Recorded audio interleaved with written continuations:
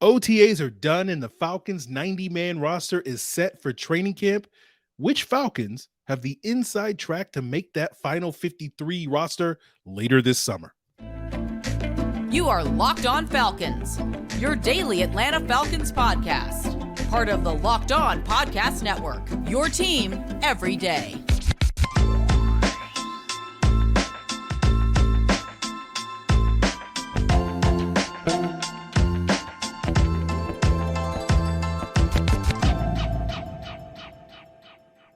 So, guys, you know me. I'm Aaron Freeman, a.k.a. Mr. Drew, a.k.a. Sirius Black, and, of course, the very humble host of this illustrious Locked On Falcons podcast, your daily Atlanta Falcons podcast, part of Locked On Sports Atlanta, your team every day. And today's episode is brought to you by Bird Dogs. Go to birddogs.com/LockedOnNFL, and they'll throw in a free custom Bird Dogs Yeti-style tumbler with every order. And everyone, we thank each and every one of you that makes this illustrious podcast your first listen each and every day. Follow in the footsteps of the everydayers by subscribing or following for free on YouTube or wherever you listen to podcasts.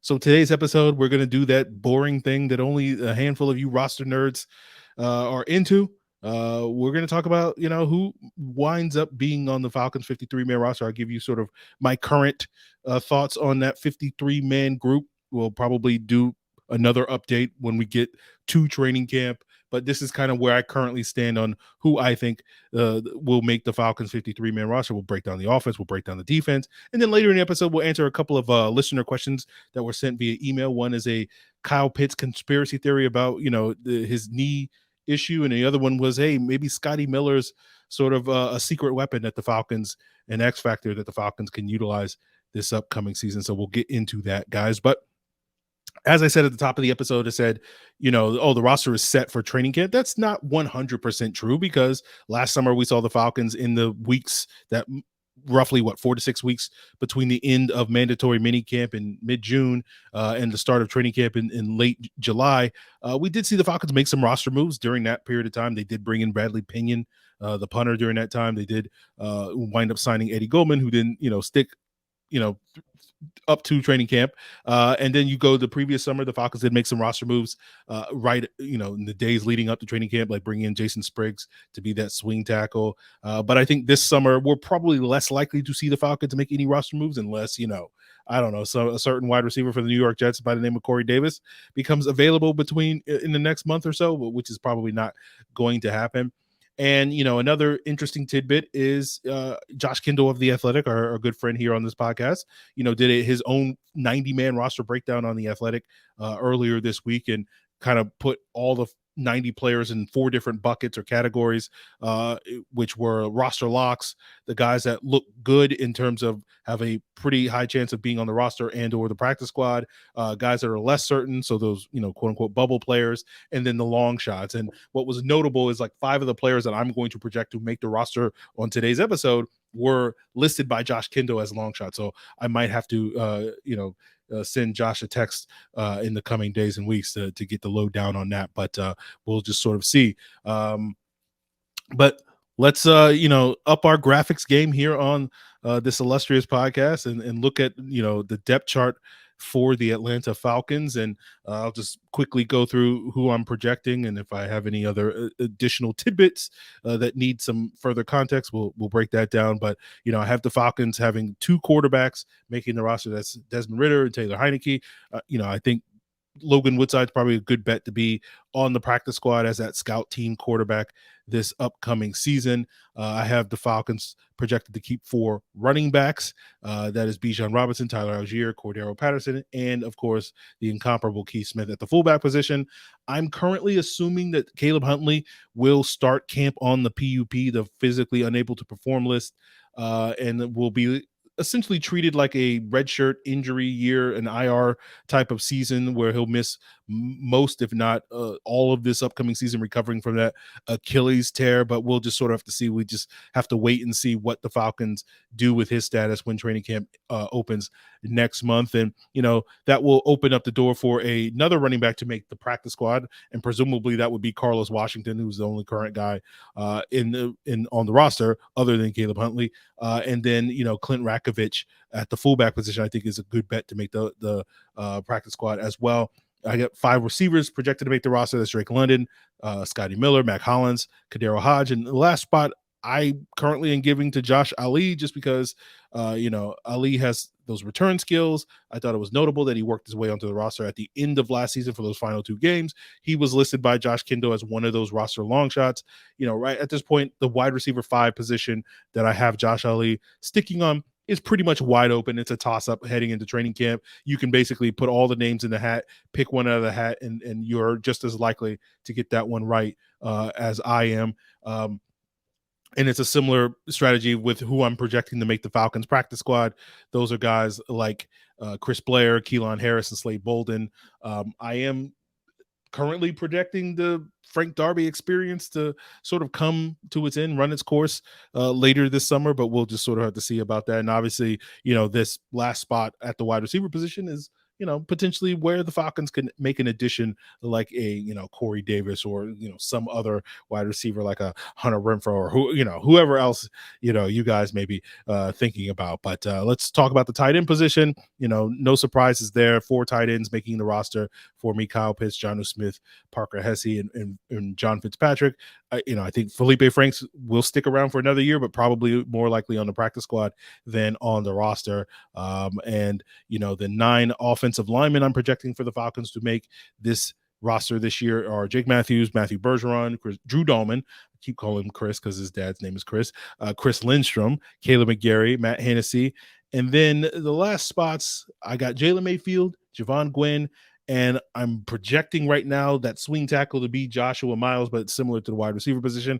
It's kind of a toss-up at this point in time between him, Tyler Vrabel, Barry Wesley, Ethan Greenidge. We talked earlier on the podcast earlier this month, speculating about the potential of, pursuing one of the backups in Miami at the tackle position or potentially elsewhere. So this is a position that I do think has a higher than average probability that between now and the start of the regular season, we may see the Falcons bring in a new swing tackle. I was kind of on the fence with Jalen Mayfield versus Ethan Greenidge, but ultimately I think Jalen Mayfield's draft status will give him the edge. Therefore, I put Ethan Greenidge on the practice squad. I also throw Justin Schaefer currently on the practice squad. And again, looking at Josh Kindle's roster breakdown, he had Javon Gwynn and Joshua Miles both as long shots to make the roster, and he did mention Ryan Newsel as a quote-unquote looks good guy, along with Jonathan Harrison and Justin Schaefer and Kyle Hinton in the less certain category. So at least based off of Josh Kindle's analysis, those guys have a better chance of making the roster than Javon Gwynn or Joshua Miles does, but we'll see about that.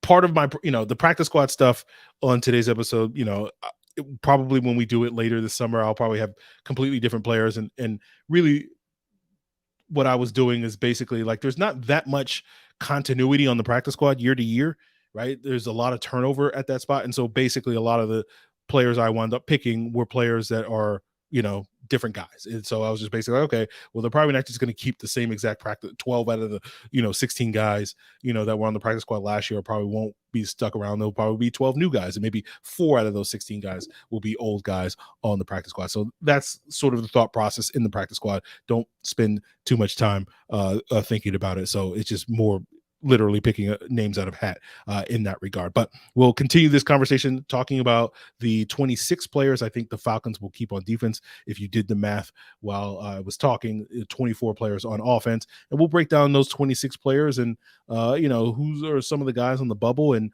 similar to what Jalen Mayfield and Frank Darby, which potential 2021 draft picks may also be on the bubble for this defense as we continue today's Locked On Falcons.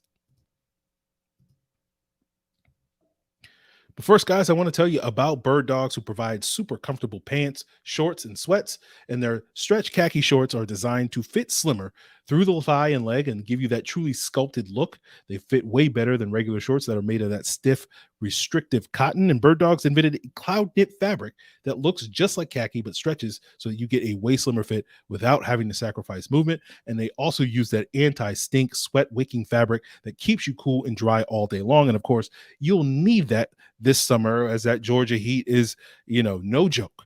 And if you want to be standing out there checking out all these players as they make their bids to make the roster at training camp this summer, you want to be able to stand there and show off that you've been not skipping leg day. And of course, Bird Dogs is the perfect sweats or shorts for you. I got some. I love the built-in liners that they also provide because they keep everything nice, snug, and cozy. And guys, I mean everything nice, snug, and cozy. So try them yourself by going to birddogs.com/LockedOnNFL for a free Yeti style tumbler with your order. That's birddogs.com/LockedOnNFL for a free Yeti style tumbler. You won't want to take your Bird Dogs off.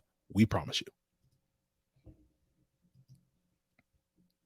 So continuing today's episode, breaking down the Falcons 53-man roster projection at this point in time, which will probably change in a couple of weeks and then change probably thereafter in a couple of weeks. But I like to pride myself on, having that 90+% hit rate, weeks out. And usually I might tweak one or two spots here or there over the course of the next couple of months, but probably won't do too many wholesale changes, although maybe again Josh Kindle has some insights into this thing that I don't necessarily. But talking about the Falcons defense, I project the Falcons to keep 26 defensive players, of course 3 special teams players that we'll talk about later, but 5 of those 26 defensive players are defensive linemen, and we kind of just lumped the defensive linemen and edge rushers into one big group again.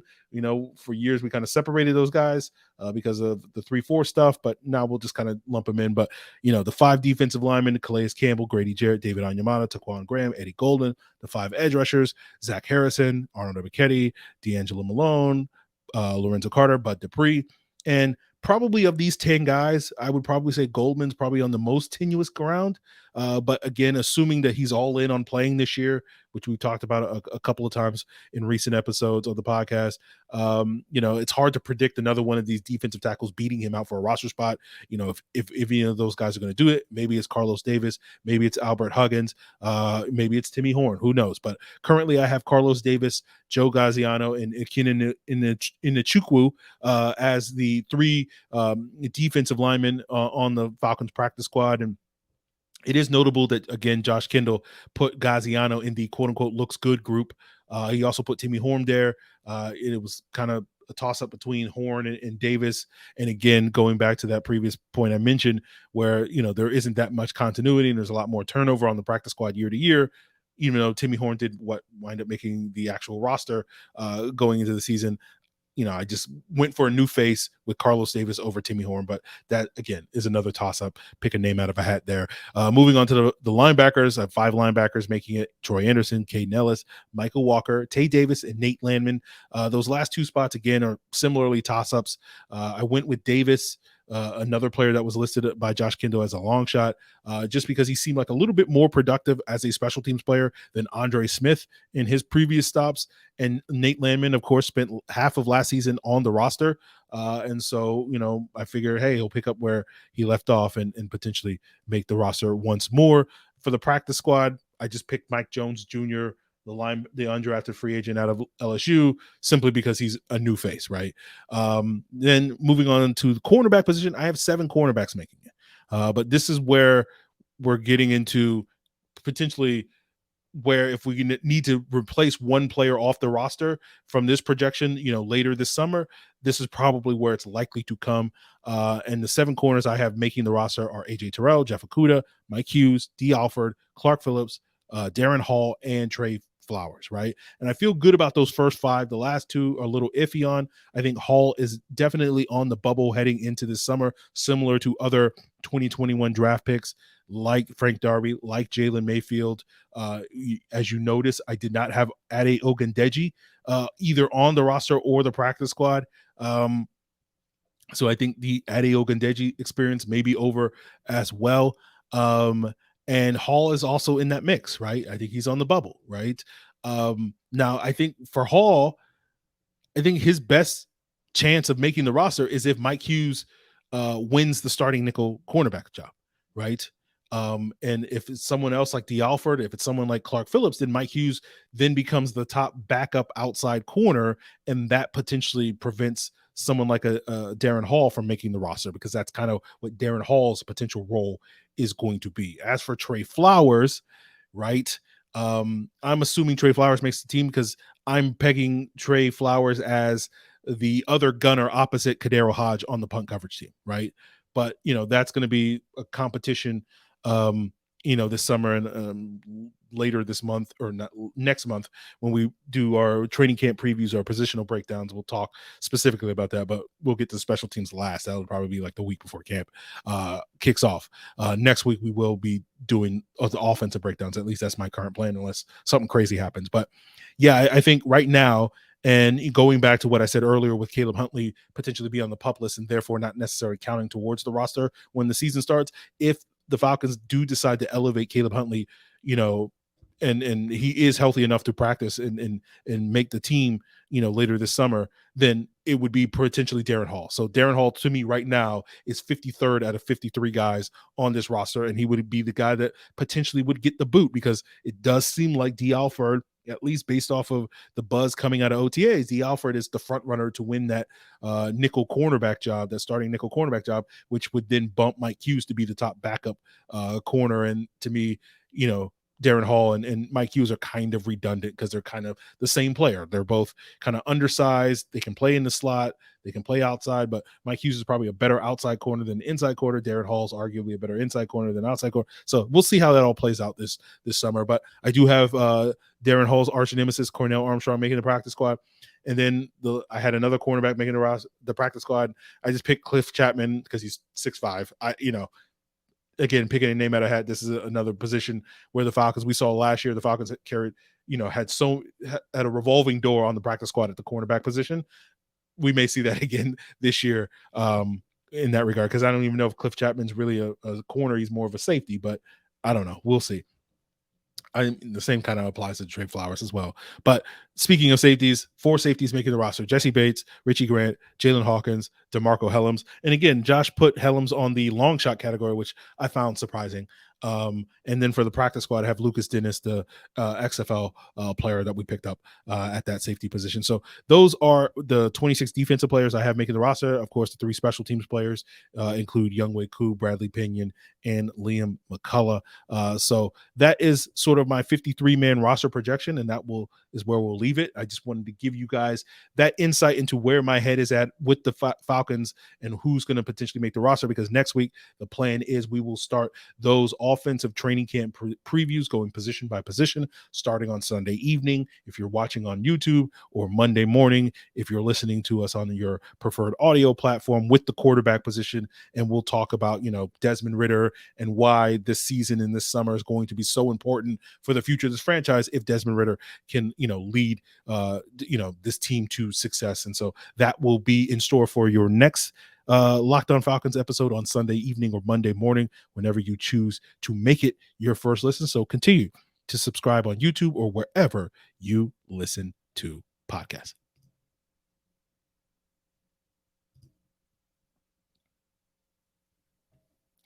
So we're wrapping up today's episode. And again, want to give a shout out to the everydayers that will be tuning into that training camp preview come Sunday or Monday, whenever they choose to do so. But we'll wrap up today's episode by hearing from probably a couple of everydayers. Given how often Jim emails me, he's got to be an everydayer. And we'll get another question from Ali Khan, who sent in some emails earlier this offseason as well. But the first email comes from Jim he has: thanks for the terrific podcast. While I am usually in step with your takes, the fact that you led the most recent podcast with why I'm not worried about Kyle Pitts tells me that you are in fact very worried about Kyle Pitts. I am also very worried about Kyle Pitts. My gut says one of the following scenarios have evolved over the offseason. Either the injury was in fact more than an MCL tear. I fear an ACL issue is involved. The Falcons not revealing the true nature of the injury would be par for the course. The other issue is he has a major setback in his recovery. Again, mum is the word for the Falcons. And then he simply is unable to recover on a expected timeline. For those who suffer knee injuries, all bodies heal on different timelines. If the Falcons replace Avery Williams on the roster with Michael Pruitt, you will have your answer on the prospects of Kyle Pitts getting back on the field. Then we can all worry together. So no, I'm not really that worried about it, Jim. I know I shouldn't say this, but like sometimes, during this time of year, we just don't really have that much interesting things to talk about. And I was like, oh, well, let's talk about this Kyle Pitts thing briefly, and we'll brush it under the rug to stave off, these conspiracy theories that you're throwing out there about Kyle Pitts. Again, I know this is going to be a controversial statement on today's episode, but I try not to talk about things that I don't really know about, and we just simply don't know. And so for me, I'll worry about Kyle Pitts' knee if he's not practicing come training camp, right? All that, to me, it's just much ado about nothing. If you want to start your KP Anon message boards and start your conspiracy theories about Kyle Pitts' knee being an issue, then, be my guest. That's just not something I'm going to spend much time speculating or fear mongering about, or, theorizing about. Again, you may be right. Again, I don't know. But we won't really have a definitive answer on Kyle Pitts' knee until we get to training camp. And so for me, as I often say on this podcast, and my new philosophy is like, we'll get there. We'll cross that bridge when we get to it. So I'll just wait and see if Kyle Pitts' knee issue is a significant issue that keeps him from practicing at the beginning of training camp. And if the answer is yes, then I'll worry about it. And if the answer is no, then again, it's much ado about nothing in the meantime. So we'll just sort of have to see. We know that Arthur Smith, as you mentioned, tends to be very tentative, conservative about injuries. I remember an email you sent me 2 years ago, Jim, about complaining about the Falcons not playing their guys in the preseason. And a lot of that was due to, I think, Arthur Smith being worried about, the lack of depth on the roster, and thus, therefore, not wanting to risk guys to injuries. And so, therefore, that's the one thing I do know about this team, rather than knowing the insights into what the Kyle Pitts' medical situation is. So I just kind of assume, based off of that knowledge that we do know, that that's probably the situation right here, that he doesn't want to necessarily risk an injury for a player. But maybe Kyle Pitts isn't 100%. Maybe he's 92%. Maybe he's 98%. Again, I have no idea, but I'm not going to necessarily speculate on it. So I am legitimately not worried about Kyle Pitts' knee. Right? It's not something that I'm going to spend much time thinking about between now and the start of training camp, until an Ian Rappaport or Field Yates or Adam Schefter or Arthur Smith comes out and tells me the knee is a problem. I ain't gonna worry about it till then. So we'll see. Our last question comes from Ali Khan L. He asks, I was able to make it to the Playmakers picnic at the Bins. Got to watch the practice. It was quite fun. I noted a couple of things that I wanted to ask your opinion on. I saw that Lorenzo Carter was working with the defensive line group, and AK and D'Angelo were working out with the stand-up linebacker group. I don't know if that gives us any clues onto how they're going to be used, but I thought this was interesting. Secondly, I saw AJ Terrell match up on Scotty Miller, and I did not realize how fast Scotty Miller is. He burnt Terrell initially. Now AJ was able to recover, but Scotty Miller's speed is real. Are we underestimating what he can bring to the table this season? So interesting tidbits there, Ali Khan. And I'm assuming, I've been assuming all along that, Lorenzo Carter will get more looks at the linebacker position because he's a little bit more comfortable and more experienced playing in space, while Ebiketie would be more of a true defensive end that plays on the line of scrimmage. But maybe I have that backwards, right? And maybe it was a situation where the Falcons are kind of alternating both of those guys to get them looks at both groups.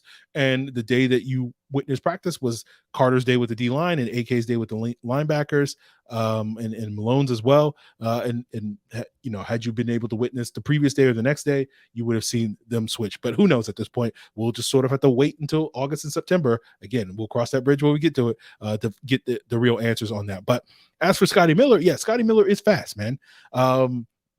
Is why very early in the process I was like, hey, we need to get some real speed in here, and Scotty Miller is one of the few guys out there available this offseason that can bring that. Again, Ozzie and Damiere Byrd were certainly fast, but I think Scotty Miller has a different gear to his speed, and you can look at the 40 times that they ran at their various pro days, but I think the film kind of tells you that Scotty Miller has a legit 4.3 speed, while those other guys are probably closer to 4.4 speed when it comes to how fast they play. And it's not to say that 4.4 speed is slow, but 4.3 speed makes you a legit deep threat, because most starting corners in the NFL run 4.4s or 4.45s. So it's not as if 4.4 is really challenging those guys to a major degree, but 4.3 speed does. And when we talk about deep threats, we're talking about guys that threaten the defense and change how defenses play. And I think Scotty Miller is more of that than what OZ or Damiere Byrd were.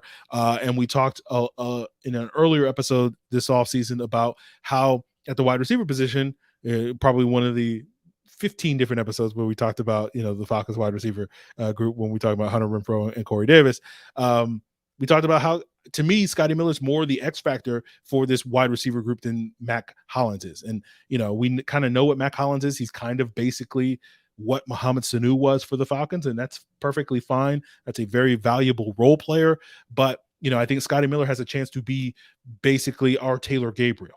And I know this is still a controversial subject, because I still hear from Falcon fans that still get this wrong, the Sanu stance in the fan base. But, not to say that it was all Taylor Gabriel as the reason why the Falcons were a Super Bowl team, but it was really Turbo's ability to be that dynamic playmaker, especially in the second half of that 2016 season, that to me was a big factor in why the Falcons went from a also ran 500 team at the midpoint of the season to what was ultimately a Super Bowl contender and a team that should have won that Super Bowl. And again, not saying that he's solely responsible to that, but when we talk about explosiveness on this podcast, as we often do, as a thing that can raise the ceiling of your offense, that to me is what Taylor Gabriel brought to the offense. That's why the 2016 offense with guys like Taylor Gabriel and Algic Robinson, those explosive playmakers, it was so much better than the 2017 offense when you didn't have Taylor Gabriel, being a part of the offense. You lost Algic Robinson to the offense. And then in 2018,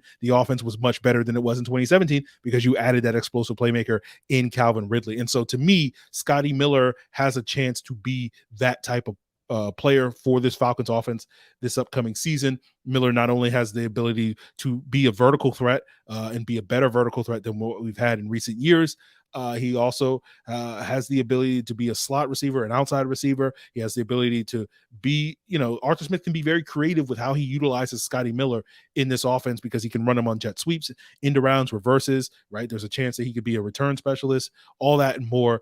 Meanwhile, again, no offense to Mac Hollins, perfectly solid player. I know I know you guys think I hate Mac Hollins because of so much how often I talk about, Corey Davis and Hunter Renfrow on this podcast, and now spinning, waxing poetic about Scotty Miller. Hey, he's fine. Mac Hollins is perfectly fine, right? I'm a fan of Mac Hollins. To me, again, as longtime listeners, everydayers know that, I was not necessarily the world's biggest fan of Mohamed Sanu, not because I had any personal beef with Mohamed Sanu, but that type of receiver, that type of possession receiver to me just doesn't really move the needle a whole lot to me, I don't know, give me a guy that can run a full route tree, it is what it is. But I promise you, I don't hate Mac Hollins. That's what I'm trying to say here. But the more I talk about it, the more it's going to sound like I hate Mac Hollins. But I think Scotty Miller has the chance to be much more creative. Mac Hollins runs like 4 routes, right? Just like Mohamed Sanu. He runs 4 routes. He's very good at those 4 routes, and that's fine. And Arthur Smith's offense will definitely utilize those 4 routes to a high degree. And so Mac Hollins may wind up being, very productive in this offense. But in terms of like the full, getting the full potential of this offense, if the Falcons can truly unlock Scotty Miller to be, kind of what Olamide Zaccheaus was last year, plus with the verticality, with the playmaking ability, with the creativity, with, lining up in the backfield, running those jet sweeps, all that and more. I do think that potentially gives you a lot more in terms of the potential of this offense, in addition to what Mac Hollins is bringing, right? Not instead of what Mac Hollins, just on top of that, right? And that's going to be a potential difference. So I agree with you. We may be underestimating Scotty Miller. Now, I'm not going to sit here and tell you, hey, Scotty Miller is going to be this dominant, disruptive, dynamic playmaker. He's going to be the new Taylor Gabriel. He may be. He has the potential, right? That's the point I'm trying to make. But we'll just sort of have to see if he can live up to that. And if he does live up to that, as well as Mac Hollins delivers on his potential this summer, then, hey, we won't be talking about Corey Davis come September, right? We won't be talking about Hunter Renfrow or the Falcons adding that receiver, right? So we'll just sort of have to see how that all plays out, guys. But that is going to do it for us here on today's Locked On Falcons. I hope you guys, have a great weekend. We'll start our training camp previews, as I said, starting with the quarterback position probably on Sunday night, and we'll run through that. We got some great stuff in store for you, beginning in July, 4th of July holiday, as we kind of, reset and get geared up for training camp and all that stuff. But that is the plan for us. So continue to make Locked On Falcons your first listen. And of course, make sure you check out Locked On NFL for your second listen. It's all part of the Locked On Podcast Network, your team every